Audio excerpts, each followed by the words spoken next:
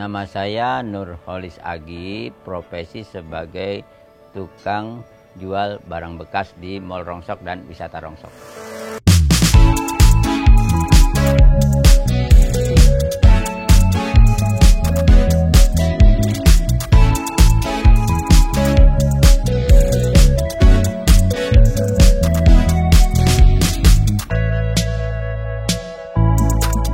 Saya lahir di Banyuwangi, tapi saya besar di Depok. Dari tahun 75 saya sudah di Depok, umur 8 tahun saya tinggal di daerah sini.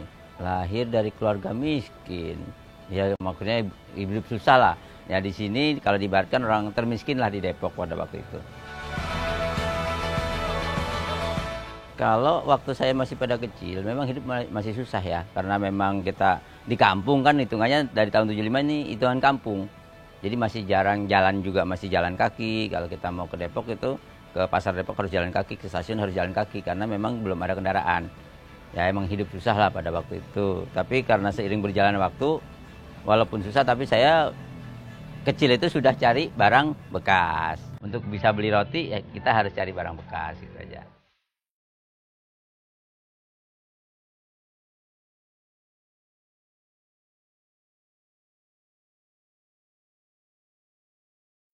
Awalnya memang orang tua itu pengepul besi tua, jadi ibaratnya lapak besi tua lah. Tapi akhirnya saya belajar dari situ, bagaimana untuk bisa menjadi seorang pedagang besi tua, itu aja.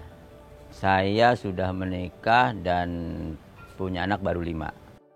Seindah dalam kata, seindah dalam cinta, bilakah segala-galanya bersatu.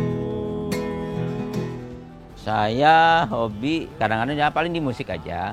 Kalau kadang lagi sepi ya paling nongkrong di tempat musik, di kafe yang ada musiknya. Kadang-kadang kan kenapa saya buat live musik ya karena saya hobi dengan itu. Wah, waktu kecil saya cita-citanya tinggi, pengen jadi pilot. Tapi sekarang jadi pilot kan pesawat terbang, saya jadi pilot emang sekarang nih. Pilot apa? Mengendarai Mall Rongsok kan gitu.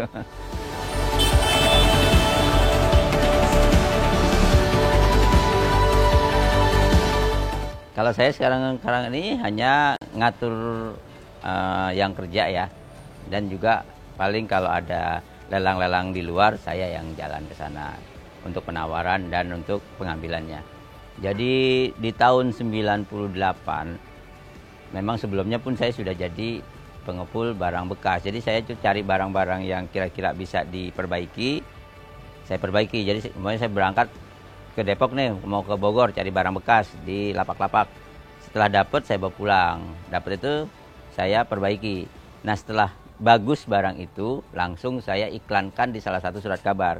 Nah, hasil dari itu saya berangkatnya ke mall makan. Jadi hampir setiap hari saya dapat duit, saya langsung dibawa ke mall. Nah, saya kepikiran pada waktu itu, nantilah kalau saya punya uang saya akan bangun mall tapi rongsok. Akhirnya pada waktu itu di tahun 2004 saya ada lahan kecil 30 meter saya buka. Awalnya sih namanya Adi Elektronik, saya servis elektronik. Lama-kelamaan saya dengan kawan ada yang ngasih saran, mendingan jual onderdil motor. Akhirnya saya jual onderdil motor karena di pinggir jalan kan. Dari situlah lama-lama banyak dan terbentuklah tahun 2010 saya ada lahan di Mall Rongsok, saya bangun, saya kasih nama karena sudah banyak barangnya. Saya bikin namanya Mall Rongsok. Awalnya saya sudah 28 bidang usaha saya tekunin. Dari bengkel motor, bengkel mobil, bengkel rumah, studio musik, kemudian warung nasi, pangkas rambut, salon. Udah semualah saya kerjain. Sampai juga dagang keliling juga sudah. Sampai dagang teh botol keliling juga sudah. Gitu. Sampai dagang di rel kereta juga sudah. Sampai dagang di Komdak, menggelar dagangan. Itu sudah.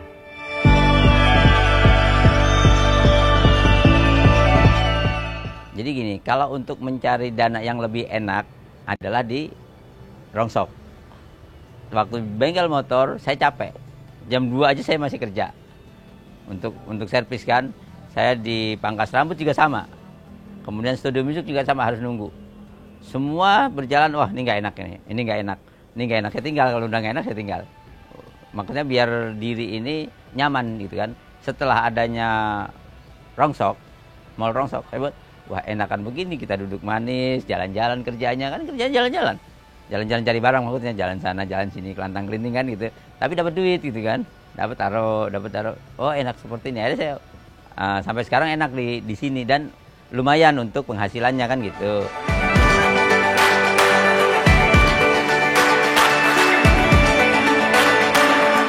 Kalau wisata rongsok ini baru. Jadi wisata rongsok ini saya buka kurang lebih sekitar 3 bulan yang lalu. Kalau wisata rongsok kan orang lihat-lihat, kemudian dia bisa makan, bisa beli tanaman, bisa nongkrong lama gitu kan, bisa main wifi dan lain sebagainya di sini. Bisa juga ada live musik, bisa juga ada karaokean di tempat ini gitu. Kalau rongsok enggak, hanya jualan saja barang bekas dan tidak ada apa-apa di sana. Minumannya pun tidak ada, jadi tidak ada yang jual minuman di sana.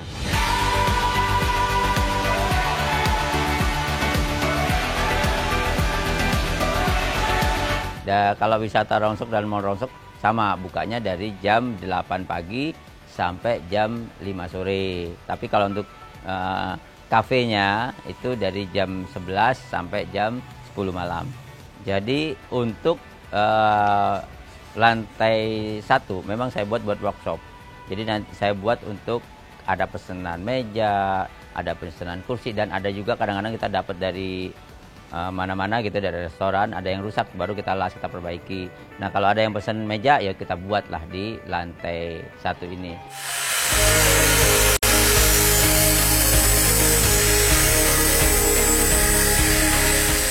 Jadi semua karyawan ini saya ajarkan untuk semua bisa. Jadi bisa ngelas, bisa nyupir, bisa buat ini, bisa begitu. Karena saya kan dulu bisa, jadi saya ajarkan dulu. Jadi kalau dia masuk sini saya ajarkan dulu caranya. Nih, saya ajarkan ngelas begini caranya. Nih, nyupir juga begini. Jadi semua saya ajarkan biar mereka jadi ahli. Jadi kalau mereka kepingin keluar dari sini, dia buat lagi di luar, dia sudah ahli.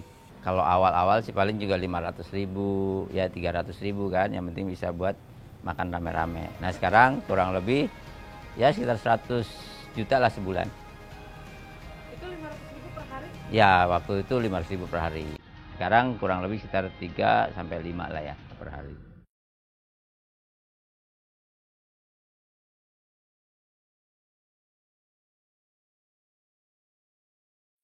Barang-barang yang dijual di mall rongsok ini macam-macam. Yang nggak ada hanya baju, kadang-kadang tas ada tapi sepatu ada nggak ada. Cuma itu aja. Jadi baju aja yang nggak ada sama sepatu. Yang lain ya dari alat elektronik, alat rumah tangga, buat kafe, dari rumah sakit dan lain sebagainya ada. Kalau sekarang ini saya dapat barang-barang dari rumah sakit, dari mal-mal, dari kantor-kantor, dari gedung-gedung pemerintah, kayak DPR, Golkar, kemudian dari Atmajaya, UKI, pokoknya yang besar-besar lah saya ambil. Juga dari rumah-rumahan yang mereka sudah mau pindah, dia jual ke saya. Kalau pembeli ini banyak dari mana-mana. Dari Depok malah sedikit, luar Depok yang banyak, luar kota banyak juga. Kemarin saya juga ngirim ke Semarang. Kemarin juga pernah saya ngirim ke Sulawesi.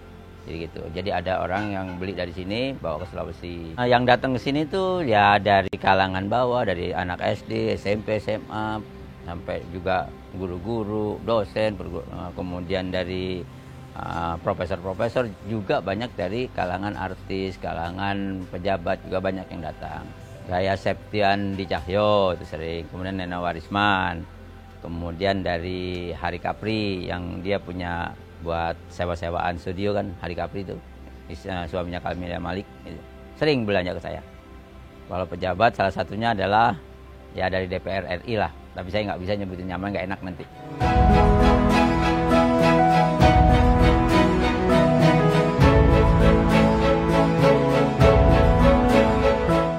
Jadi kalau di rongsok ini kan kita, kalau kata orang Madura bilang beli tai jual emas, betul nggak? Katanya seperti itu, tapi memang kenyataan seperti itu. Jadi pernah saya dapat barang gitu kan, ada seorang tukang rongsokan, dia datang ke tempat ke mall rongsok, ditawarkan barang. Saya lihat pasti gerobaknya, saya bilang, oh iya bagus nih barang. Terus saya tanya, berapa duit? 250.000. Saya nggak pakai nawar, karena saya tahu tuh barang mahal kan. nggak pakai nawar dah. Saya beli 250.000 karena mati, saya servis dulu dong. Saya servis, ya servis paling 3 jam lah, selesai kelar hidup. Baru besokannya saya iklankan di salah satu surat kabar, saya iklankan 6 juta. Saya iklan 6 juta, ada yang nawar 5 juta, ya saya jual. Jadi seperti itu, jadi modal kecil tapi dapat gede kan gitu. Inilah karena kita tahu barang. Jadi sebenarnya untuk rongsokan ini yang penting kita tahu barang. Ini barang mahal, ya kalau kita barang mahal kita jualnya murah kan nggak pas. Makanya mesti tahu. Makanya kenapa ini saya bisa tahu harga barunya. Saya harga tahu barunya. Saya juga bisa tahu harga jual secondnya, itu aja.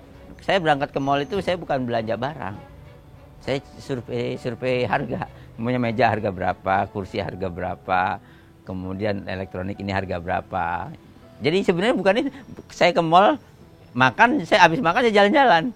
Oh barang ini sekian-sekian. Saya sih bisa ngecek, oh ini nanti harga 5 juta. Wah, paling saya jual 500.000. Kalau belinya 500, saya harus jual 1 juta kan gitu.